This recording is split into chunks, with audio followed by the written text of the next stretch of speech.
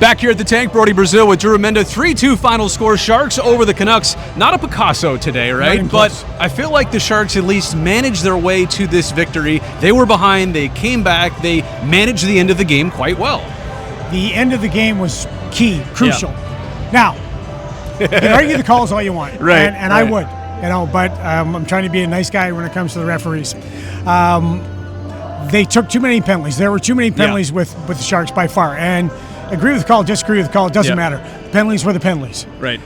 But at the end of the game, it was a couple of games ago, I can't remember which game it was, where the Sharks, there was an empty net goal scored against the Sharks. Right. Where they won the draw, and then they tried to get the puck out of the zone, and they didn't.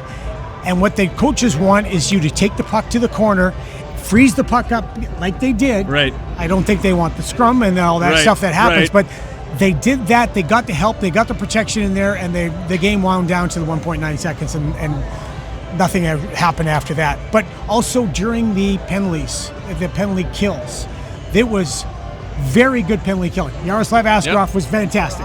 Those last couple saves, especially, saved the game, obviously. But Liljegren blocking shots, Mario blocking shots, Colin Graff, Ty Dellandrea, Barclay Goodrow, all doing fantastic jobs, having their sticks in their passing lanes, doing a really good job killing penalties. So you got to give them credit for that. Guys were called upon to play into their strength to their roles, and they were able to get the job done. And this is a game now that makes the Sharks, with the lead in the third period, 8-0-1. Oh, go back to last year. Good stat. No, it's the opposite. Exactly. Right? Yeah. No, that's the difference between last season and this.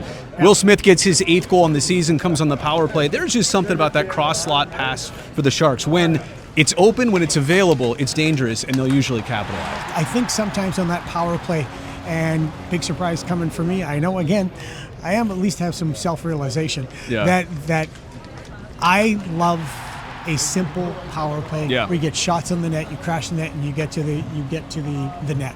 Now you look at Colorado's power play the other night. It's not that complicated, but they just got extremely talented players. Right. The Sharks have extremely talented players, but sometimes they complicate. Yeah. No, and obviously tonight they get the result. Will Smith is 8th on the season. William Eklund got his first goal tonight since October 30th? Is that what it is? Yeah, and I feel like his reaction afterwards, you saw that? He kind of looked up and said, thank you.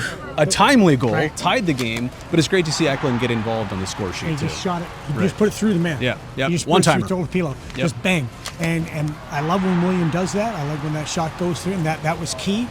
The power play, they didn't have a lot, but that power play, when it's, again, just get pucks to the net, simplify it with talented players, it's going to work out. Right. Everybody's working like crazy. I think there's something here tomorrow. The fun doesn't stop at the tank. No. Adam Gaudette's game-winning goal, unceremonious when he scored it. Actually, he shot it. He looked back at the net. He was pointing to say, hey, you might want to take another look at it. They did. I love the reaction on the bench, by the way. Best celly of the season. He's just sitting there like, oh, thank you. He was vehement about that. As I'm watching him, and he puts the puck in. Yeah, right. It was on the glove of Tolopilo. Right. And he right away said something to the ref. He made the reference that it was going in. Check it out. And then he went over to the bench and he said the same thing. Guys, check this out. Brian Wiseman's on with Nick Gialdini and Cody Ward. They're talking about it, but it was the Situation Room in Toronto who initiated that call.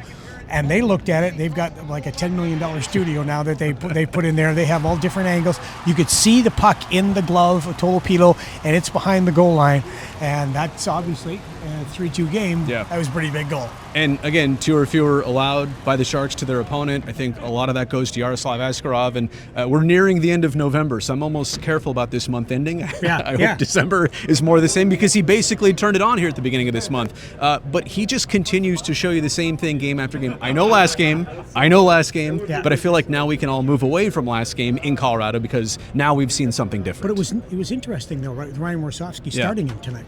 That's today. right. Today. Because it should have been Ned's turn. We were thinking. And he went right back to Askey and said, it's your turn again. Yeah, we were thinking they'd go Askey against Colorado, Ned and Nedeljkovic with and Ned'll play tomorrow. And then going to back-to-back. Yeah. But it's your goal. Your number one guy is playing well, and he goes up against Colorado, and Colorado's done that to a lot of teams and a lot of goaltenders. And he comes back with them and shows, hey, we believe in you. You're the guy that's going to take us here. We got your back. Go. Yeah. In a way, kind of a great sign, right? Like you went back to him, he responded, you get what you want out of this. Drew, safe travels. You don't need me. You can just do it by yourself. I've been listening for a lot of years. I know what to say. Thanks, buddy. Okay, Val.